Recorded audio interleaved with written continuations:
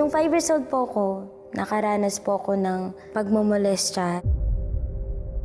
Pumunta kami sa bahay ng kasambahay namin and then naiwan ako sa dalawa niyang anak. Meron po kasing sapa doon sa baba, pinaghuhubad nila ako. Ganito ba yung love? Ipipilit yung ayaw mo, pero dahil may care ka at love dun sa tao, ibibigay mo. Matindi ang idinulot na trauma kay Jenny ng kanyang pagkamolestya sa murang edad. Bunga nito, maaga siyang namulat sa konsepto ng makamundong pag-ibig. To cover up yung pain na naranasan ko noon, baka mapunan nitong love na hinahanap ko. Grade 6 pa lang ako, may ka-relationship na ako. Mula noon, papalit-palit na siya ng boyfriend. Higit ko mo lang hindi ko na mabilang yung naka-relationship ko at naka-feeling ko. Mostly po, ako po yung nag-i-initiate kasi I feel empty. Parang may kulang sa akin na hinahanap ko yung attention, kalinga, yung care for someone. Tutol ang kanyang ama sa pagpasok ni Jenny sa mga relasyon bilang isang Kristiyano. Sabi ng papa ko, huwag kang magmamadali kasi sa tamang panahon, ibibigay din yun ng Lord. Huwag nang papasok muna sa isang relasyon kasi hindi pa fully develop yung decision making.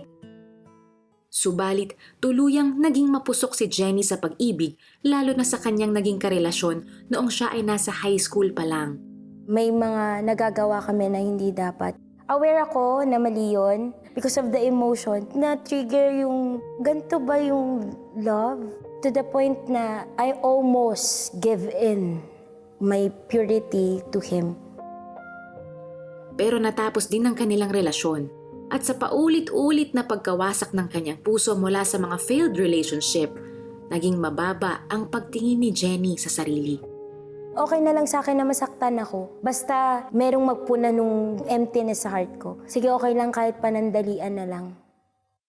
Nagbago ang takbo ng kanyang buhay nang makakilala siya sa Panginoon nang maimbitahan siya sa isa pang Christian church. Yung nakilala ko si Lord that time, sukong-suko na ako sa love. Napapagod na akong masaktan. Why not itry ko naman this time kay Lord?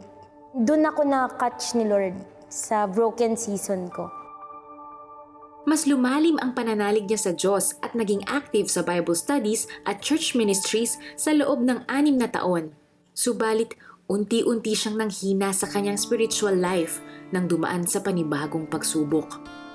Muling umibig si Jenny sa isang lalaking nakilala niya sa dating app. Pero batid niyang hindi siya ang the one na nilaan ng Diyos sa kanya. Mas grabe yung conviction ng Lord sa heart ko na, hindi ka pa ready. Si Eve nga binigay ni Lord kay Adam nung prepared na tong man na to. So, narealize ko doon na bakit ako lagi pursue sa guy? So, gumising ka. Anak ka ng Lord. You are worth to pursue, worth it kang mahalin. Habang isang kanta naman mula sa River Worship ang napakinggan ni Jenny na tumatak sa kanyang puso, ang Pansumandali by Shekinah Graham. Sa susunod, di na hahayaan pa na sumunod sa kabiglang damdamin na hindi rin pala magtatagal. Doon po ako nahook sa lyrics na yun kasi all throughout sa relationship ko, laging pinapairal ko po emosyon. Maling direksyon talaga yung napupuntahan pero pag binigay mo siya kay Lord, mas maganda yung mangyayari sa life mo. Yung song na yun, parang it makes me feel na may nag-a-advise sa'yo. Naalala ko yung mga sinasabi ng papa ko. Tamang pakinggan yung magulang kasi napagdaanan na din nila to. Muling bumitaw si Jenny sa makamundong pag-ibig at kumapit muli sa Diyos na tanging nagmamay-ari ng kanyang puso. Meron nag-feel nung emptiness sa heart ko na si Lord lang pala yung makakapag-fulfill nung love na yun.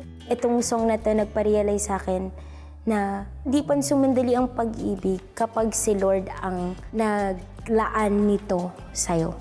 May status, happily single. Masaya ako sa relationship ko with the Lord ngayon.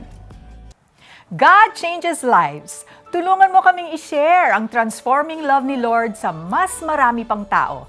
Partner with CBN Asia today.